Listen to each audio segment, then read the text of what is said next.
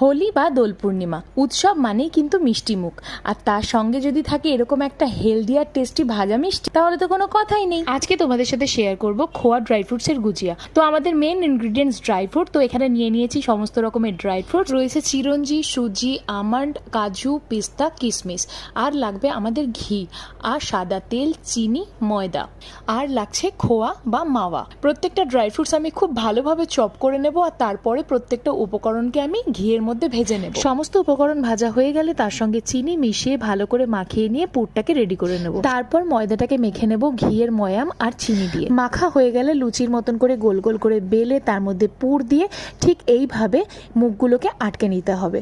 তারপরে কড়াইয়ে তেল দিয়ে বা ঘি দিয়ে আমরা ধীরে ধীরে করে হালকা ব্রাউন হওয়া অবধি ভেজে নেব।